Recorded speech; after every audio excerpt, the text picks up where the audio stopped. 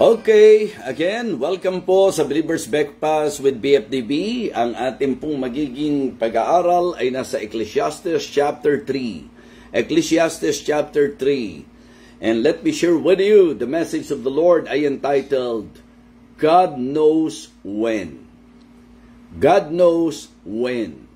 Alam ng Diyos kung kailan. Okay, so I hope nakuha nyo na kaagad ang concept ng ating pong magiging talakayin, ng ating pong magiging pag-aaral. Ecclesiastes chapter 3, verse number 1 hanggang verse number 11.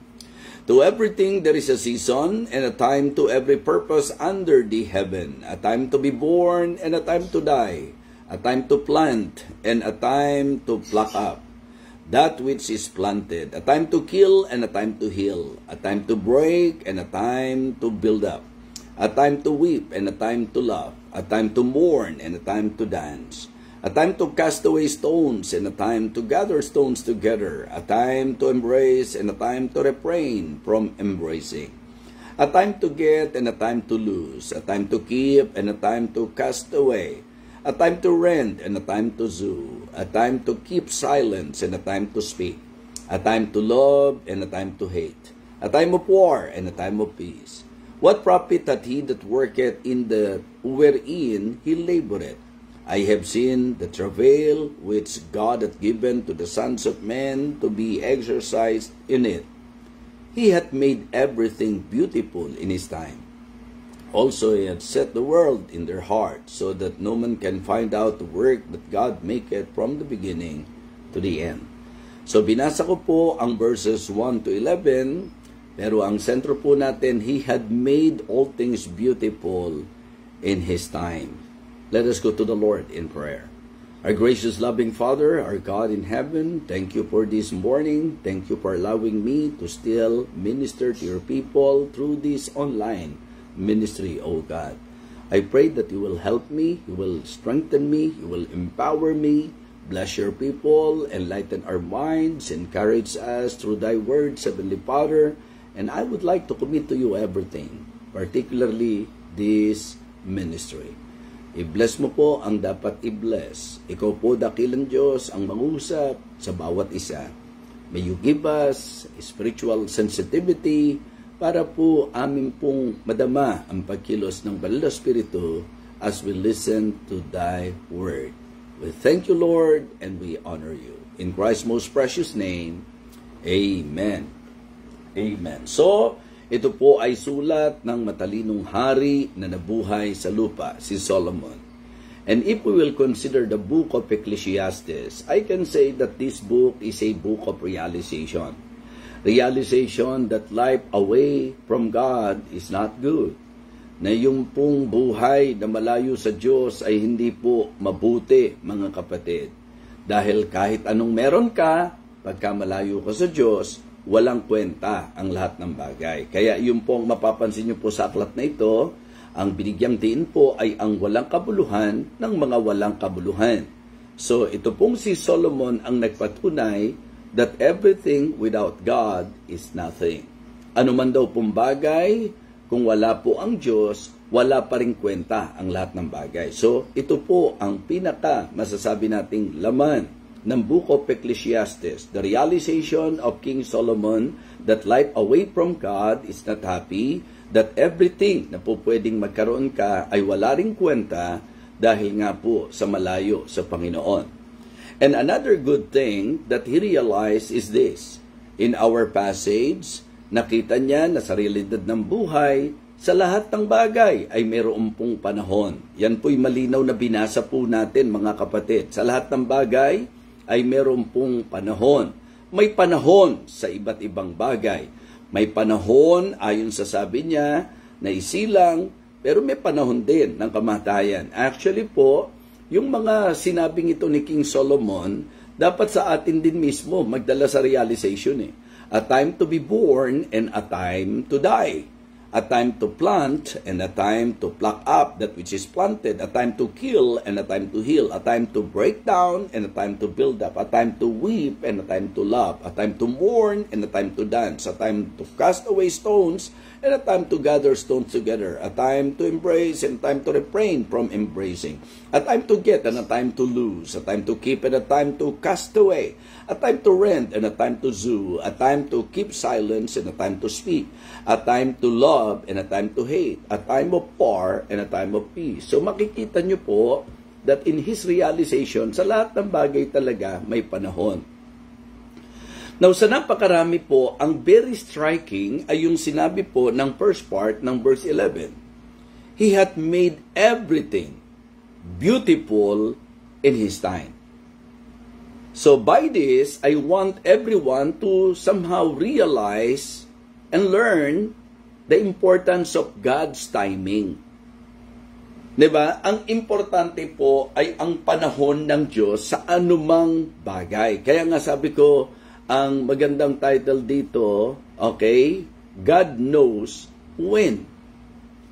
So ito po ang isang bagay na gusto kong liwanagin po sa atin. Alam ng Panginoon kung kailan, sapagkat ang Diyos ay mayroong tamang timing. May tamang panahon ang Diyos sa lahat ng bagay.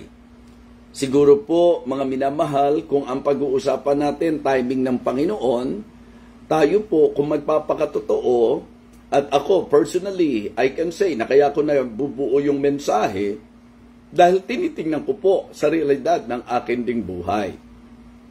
And you know, I can say that concerning God's timing is accurate.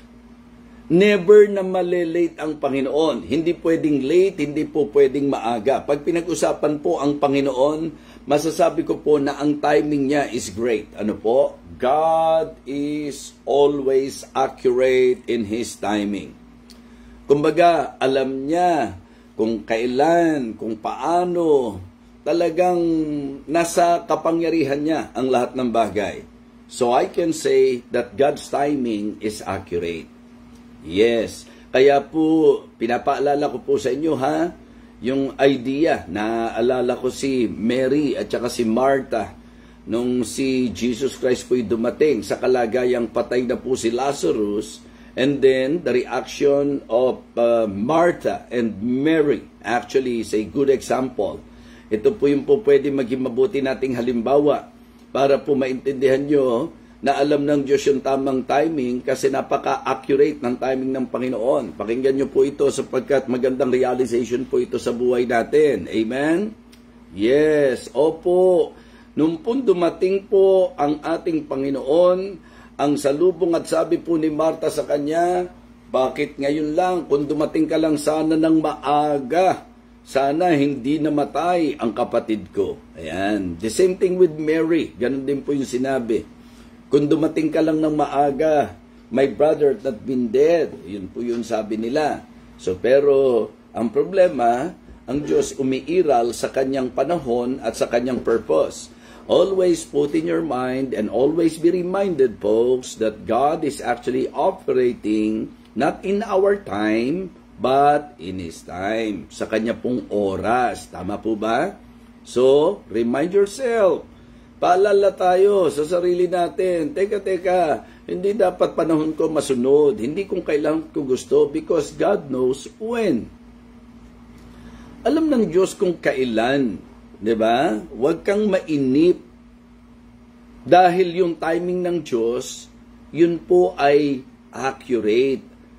Accurate sa idea na talagang meron pong magiging manifestation ng kadahilanan kung bakit. Kaya nga mga kapatid, sabi ko, may mga pagkakataong ganun din po tayo. Like the reaction of Martha and Mary na para bang nahuli ang Diyos.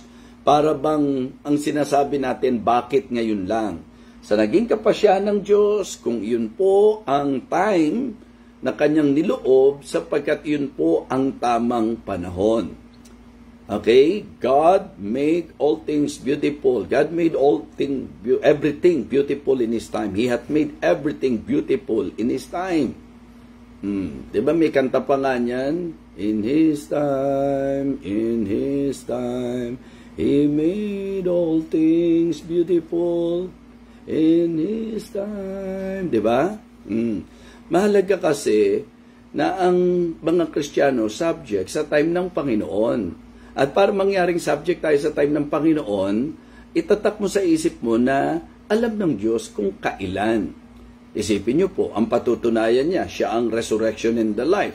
Patutunayan niya na may kapangyarihan siya na magbangon ng patay. Kung dumating po si Lazarus ng buhay, hindi tama. Mali ang timing. So kaya nung dumating siya, yun ang perfect timing. Yun ang right time. Sapagkat doon mamamanifest ang kanyang kapangyarihan.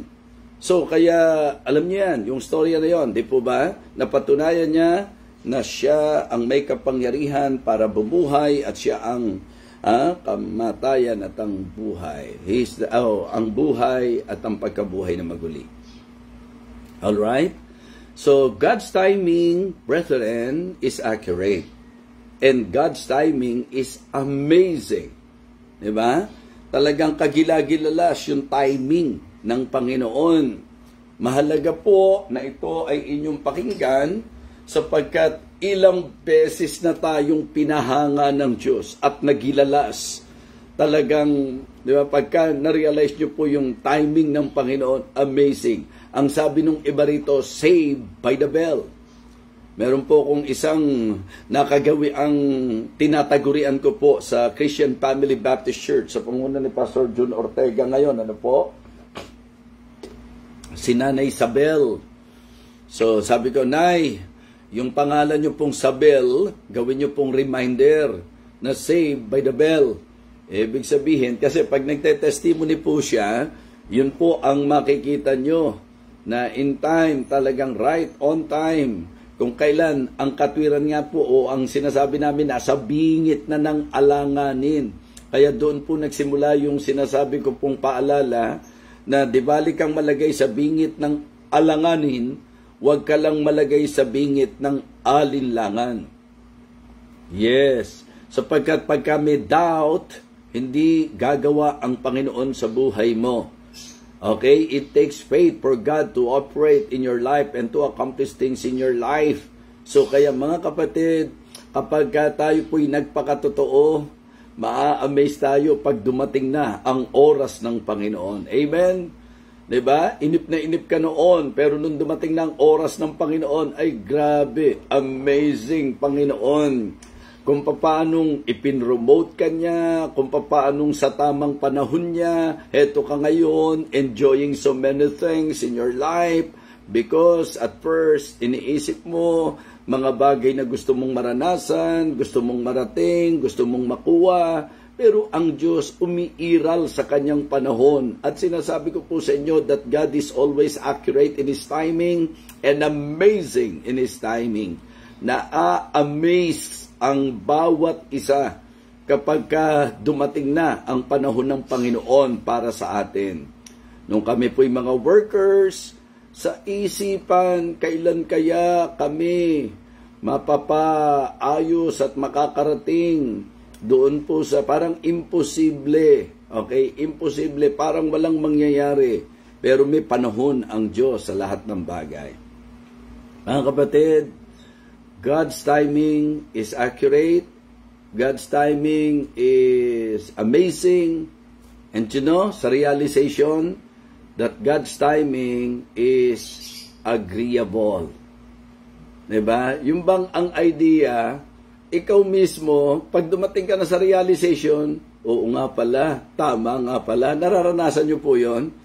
Diba? Nararanasan nyo po at first, papalag-palag ka ba? At first, dahil sa inip mo, kung ano-ano na tumatakbo sa isip mo. Tapos, pag pinapangyari na ng Panginoon, agree ka mismo. Buti na lang ngayon nangyari. Buti na lang ngayon dumating. Buti na lang ngayon, diba? In the reality of life, sa totoo lang po, mga kapatid. Sa totoo lang, diba? Maraming bagay na kinainipan mo noon. Pero sa totoo, kung dumating yan on time na yon, naiisip mo, hindi yun ang tamang panahon. Pero kapag ka-timing ng Panginoon, mapapaano ka, oo nga, no, tama, buti na lang.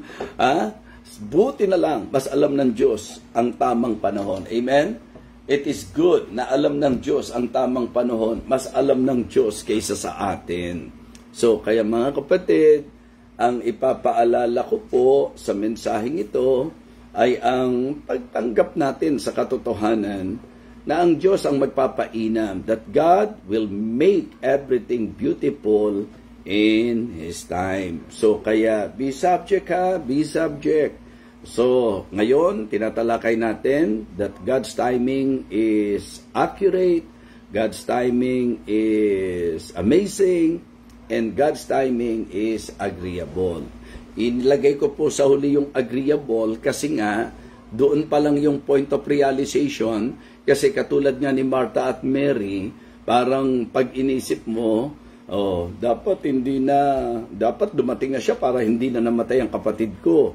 Tapos, marirealize mo na tama pala. Tama dahil kung buhay ang kapatid ko at dumating siya, hindi mapapatunayan na siya talaga ang pagkabuhay na maguli, ang may kapangyarihang bumuhay ng patay. Minsan ganun po, sa nararanasan natin, ang akala natin, pinabayaan tayo ng Panginoon. Ang hindi natin alam, meron nang palang gustong patunayan at ihayag ang ating Panginoon. So, tatlong bagay na huwag niyong kakalimutan about God's timing, because in our message, ang sinasabi po natin, God knows when. Okay? God's timing is accurate, God's timing is amazing, and God's timing is agreeable. Naranasan niyo na po ba yan? Meron po ba sa inyong nakaranas na yan? Na nainip ka noon, hindi mo nakuha noon, to the point na parang nag-negative ka pa, to the point na parang heavy ang heart mo dahil hindi nangyari yung gusto mo. Pero, sa panahon ng Panginoon, nung dumating, ikaw mismo nagsasabi, ang galing talaga ng Panginoon. Tama ang Panginoon. Diba? Ganun po eh. Tama ang Panginoon. Okay? So, yun po yung mga gusto ko lang ipaalala. Napaka-practical po ng ating tinatalakay ngayon. Okay? Because God knows when. Alam ng Diyos kung kailan. Okay, una, God knows when to answer. Diba? Always put in your mind that God knows when to answer. Kapag may hinihingi ka, kapag may pinagpe-pray ka, maniwala ka na Diyos ang nakakaalam kung kailan niya dapat sagutin. Huwag po nating ipilit, mga kapatid. Huwag po natin talagang pangunahan ang Panginoon. Just pray. Just pray. Just keep on praying. And in God's time, sa timing ng Panginoon, sasagot po siya. Amen? Yes. Because God is true to His word. He is always true to His promises. Nung sinabi niyang, ask and it shall be given you, seek and you shall find, knock and it shall be open unto you. Totoo po yun. Nung sinabi ng Diyos na, call unto me and I will answer thee and shew thee great and mighty things which thou knowest not. Totoo po yun. Ang pinag-uusapan lang natin, yung time ng Panginoon, and God knows when to answer sa ating pong mga panalangin. Siya ang mas nakakaalam kung kailan niya dapat sagutin yung hinihingi po natin. Diba? So, yun po ang unang gusto kong ipasok sa isip ng bawat nakikinig ngayon. Kumbaga, ang pagsagot niya ayon sa kanyang purpose, ayon sa kanyang agenda, hindi sa atin. Ayon sa gusto niyang ipakita, ayon sa gusto niyang patunayan, ayon sa gusto niyang mapapangyari, mga kapatid. So, alam ng Diyos kung kailan dapat sagutin. Ang trabaho po natin, mag-pray lang. Ang trabaho po natin, humingi sa Kanya. Ang trabaho po natin, tawag sa Kanya. Yung sagot sa Panginoon po yon. And I am telling you this morning, God knows when to answer us. Alam niya kung kailan tayo dapat sagutin. In the first place, siya ang all-knowing. Diba? Siya po ang nakakaalam ng lahat ng bagay. So tayo po, minsan, dumarating tayo doon sa point na naiinip tayo, gusto na natin. Tayo po ba ay masasabi nating perfecto sa ating pong kaisipan? Hindi naman po yung iniisip natin. Ganun di po ba? Pero ang Diyos, being all-knowing, alam niya. Meron lang pong mga pagkakataon na susubukin ka, titingnan ang tiwala mo sa Kanya, at makikita ng Diyos kung sa kabila ng lahat, thankful ka pa. Okay? God knows when to answer. God knows when to act. Alam niya kung kailan siya dapat sumagot at alam din niya kung kailan siya dapat kumilos. Amen? Yes, mga kapatid. Kaya sabi ko, kahit maiksi lang, sa mga tumatakbo sa isip ko, sa concept na ibinibigay ng Panginoon sa akin, I want the viewers of Believers Breakfast to be blessed dito sa concept na inilalagay ng Panginoon sa akin about God's timing. God knows when to answer. God knows when to act. Hindi siya kikilos dahil gusto mo. Hindi siya kikilos sa panahon mo. Kikilos ang Diyos sa kanyang panahon. Alam niya kung kailan na siya dapat kumilos. Okay? Kasi marami po sa atin, teka.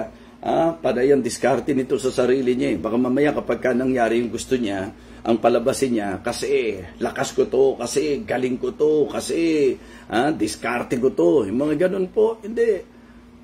So, alam ng Diyos kung kailan siya kikilos. Mga kapatid, kung tutuusin, sabi ko nga, test lang din po ang maraming bagay sa buhay natin. Kaya naman ng Panginoon na pigilin ang bagyo, pero bakit niya hinahayaan? Ibig sabihin, bakit dumarating doon sa punto?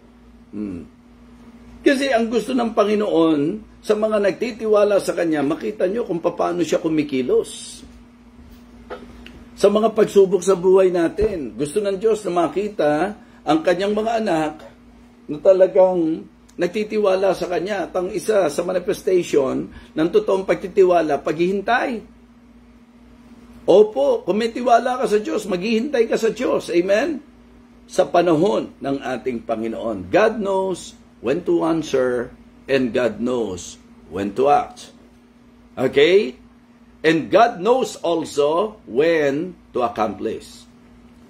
Alam din ng Panginoon kung kailan siya dapat mag-accomplish, mga kapatid. Yes. Ang isang bagay na gusto kong makita nyo po, ayaw ng Diyos na mag-accomplish siya na makukuha ng tao yung glory.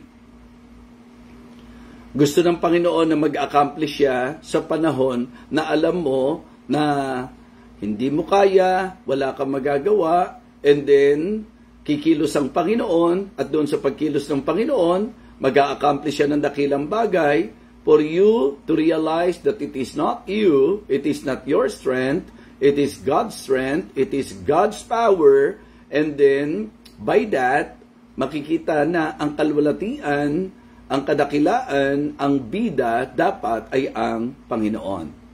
Okay? So, God knows when to answer. So, sige lang, tawag lang. God knows when to act, mga kapatid. Kaya hintay lang po tayo, magtiwala lang po tayo, and God knows when to accomplish.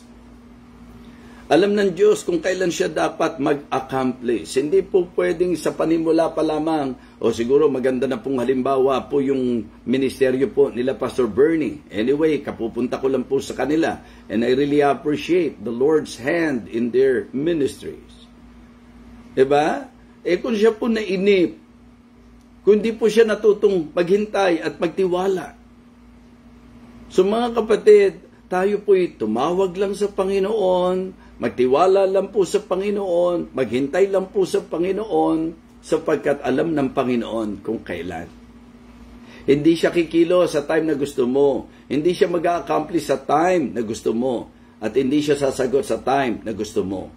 Sapagkat ang Diyos ay may sariling panahon, and God knows when. God knows when is the right time to answer your prayer. God knows when to act. Alam niya kung kailan siya kikilos, at alam din niya kung kailan siya mag-a-accomplish. So, yan po ang simpleng mensahe po natin ngayon. God knows when. Pinaalala ko po sa opening natin, that God's timing is accurate, God's timing is amazing, and God's timing in reality is agreeable. Kasi later on, you will find out, you will realize that ang galing, tama pala ang Panginoon. Talagang okay pala yung kanyang, di ba, naging kapasyahan. Buti na lang. Di ba? May ganun pa tayo, buti na lang. Hindi nangyari kaagad, buti na lang. Hindi kaagad nasagot, buti na lang. Yung realization. Kaya mag-a-agree ka, tama ang Panginoon. God's timing is agreeable. So, God knows when. God knows when to answer, God knows when to act, and God knows when to accomplish. Amen? Kaya eto po ngayon, ang pinaka-appeal sa atin, knowing na ang Diyos ang may kaalaman sa lahat ng bagay. Okay? God knows when. Yan po yung tinalakay natin. Dapat po, sa part natin, do not question God. Do not question God. Again, may I remind everyone that the idea of my point, do not question God, is actually do not blame God. Do not be negative to Him. Diba? Yung idea na yon. Yung to inquire, okay lang po yan. Lagi kong sinasabi, pagka po may hinihingi ka, hindi dumarating, Panginoon, ano po ba ang dahilan? Bakit po ba? Ano po ba ang dapat itama? Pakita mo naman sa akin. Walang problema doon. Pero yung, Panginoon, bakit hindi mo sinasagot yung prayer ko? Diba, pangako mo, pagka tumawag ako. Diba, pati sa Diyos, minsan ganun yung attitude po ng marami. So, do not question, mga kapatid. Do not question God because God knows when. Okay? Do not quarrel with God. Huwag kang makipagtalo sa Diyos na parang mas alam mo pa. Na parang mas magaling ka pa. Kaya tingnan niyo po yung mga puntos na isinasalansan ko po sa inyo ngayon. Di po ba? Una, do not question God. Kasi alam nga niya kung kailan. Pangalawa, do not quarrel with God. Huwag kang makipagtalo, huwag kang aakto na para bang masama pa ang Diyos na hindi niya ibinigay yung hinihingi mo at hindi niya ginawa yung inaasahan mo. So, sa pagtitiwala natin na alam ng Diyos ang tamang panahon, sana ang isa rito na manifestation ay ang ating pong subjection, yung bang pagpapakita ng tiwala, alam ng Diyos kung kailan. Okay? So, do not quarrel with God. Do not question God and do not quit, mga kapatid. Di ba, huwag yung pagka hindi na ibigay, para kang bata, ayoko na nga. Diba? Minsan ganun po eh. Ayoko na, hindi niya binigay eh. Ayoko na. Mga kapatid, ano mangyayari pag na-quit ka? Keep on praying. Diba? Keep on trusting. Keep on calling. Why? Because it is just a matter of timing. It is a matter of time. Timing lang ang pinag-uusapan. Kaya, mga kapatid, ang isaksak nyo sa isip nyo sa ating mga pinagsalusaluhan ngayon, God knows when. God knows when. May pinagpe-pray ka, hindi nakarating ka agad, hindi nasagot ka agad, no problem. God knows when. Alam ng Diyos kung kailan. Diba? Kasi ako, iniisip ko, kailangan ko na. Iniisip ko, dapat ngayon na. Iniisip ko, pero hindi yon, sapagkat Diyos ang nakakaalam kung kailan. So, yun po ang malaking maitutulong nito. God knows when. Diba? Pipray lang ako kasi alam naman ng Diyos kung kailan eh. Tatawag lang ako kasi alam naman ng Diyos kung kailan. Basta magtitiwala lang ako kasi alam ng Diyos kung kailan.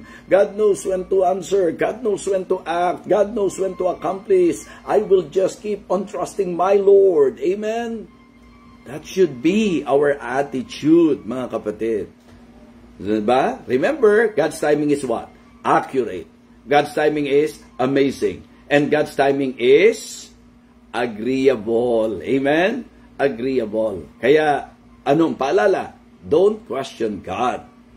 Don't quarrel with God. And don't quit. Amen?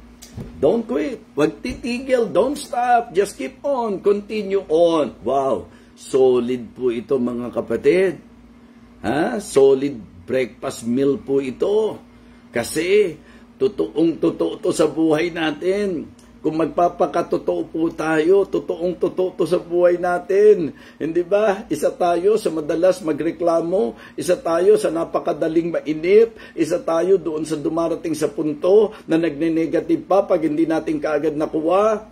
Mga kapatid, sa usapang literal, tingnan niyo po sa ilustrasyon, hindi ba may mga anak na para bang wala pang malasakit ang magulang kasi yung hinihingi nila hindi binigay? Mali po yun. Alam lang ng magulang na hindi makakabuti sa iyo at alam lang ng magulang kung kailan dapat. Hindi yung magtatampo ka sa magulang mo. May hinihingi ka, hindi na ibigay. Mga kapatid, wag nating gawin sa Diyos po yan. Wag nating gawin sa Diyos yan. So, this morning, at least nakapag-accomplish pa rin po tayo. Amen? So talagang niloob pa rin ng Diyos na makapag-believers breakfast ako. Kasi alam ng Diyos na marami sa atin, kakailanganin po natin tong message na ito. Amen? So, can you please type the outline so that you can be reminded sa ating pong tinalakay ngayon? What is the title? God Knows When. Anong pinag-usapan natin? Sige nga, ang unang i-type nyo, yung God's timing. Okay, God's timing. Ano yung natutunan nyo about God's timing? 3 po yan, 3 po, at madaling matandaan. A. Okay? God's timing is accurate, God's timing is amazing, and God's timing is agreeable. Amen? So, talagang kaayon-ayon yung time ng Panginoon. God knows when. 3 A din pala to. Diba? God knows when to answer, God knows when to act, and God knows when to accomplish. Pag hindi naman tayo natulungan itong message na ito, pag hindi naman tayo napaalalahanan nito, ewan ko na lang. Samantalang, totoong-totoo na ang paalalang ito, kailangan nating lahat. Amen? Kailangan nating lahat. Kasi being human, ang dali nating mainip, ang dali nating mag-react, ang dali nating mag-negative. Pero kapag ka nag-grow ka spiritually, kapag ka ikaw ay talagang medyo tumitibay at lumalago sa spiritual life, mag-a-agree ka tama yung message ni Bishop, tama yung message ni Evangelist. Totoo yun. Diba? Na talagang amazing talaga, accurate talaga, agreeable talaga, yung bang mapapas, sabi ka na buti na lang. Diba? Iba talaga na ang Diyos, siyang nakakaalam. And according to our text, He hath made everything beautiful. He made everything beautiful in His time. Again, God knows when. Let us pray. Lord, thank you. Thank you for your enabling grace. Thank you for still allowing me to share your word to your beloved people. Lord, I hope and I pray na ito po'y nakatulong sa bawat nakinig, sa bawat nanood, at naway mai-apply po namin ito sa aming mga buhay. Nawa ito po'y nagdagdag ng antas ng aming espiritualidad, pananampalataya, nawa nagpalago po ito sa aming pong pagkakilala sa iyo. Minsan pa, dakilang Diyos, nagpapasalamat po kami sa aming pong patuloy na pagpapalang tinatanggap sa mensahe po ng Believer's Breakfast. Panginoon, hiling ko po na ang bawat isa ay maging bulat sa katotohanan na ang Diyos na aming kinikilala, ang Diyos na nakakaalam kung kailan. And please, Lord, turuan mo kami na matuto ng pagtiwalaan ka lagi sa aming mga buhay. Panginoon, pagalingin mo po ang mga may karamdaman, kasama na po ang iyong lingkod. At ikaw po ang magpala sa mga nagigipit at nangangailangan. Ikaw po ang tumugon sa aming pong mga solusyon sa problema. Amin pong pinagtitiwalaan ng iyong panahon. Ito po ang aming panalangin sa pangalan po ng aming Panginoong Jesus. Amen. Amen.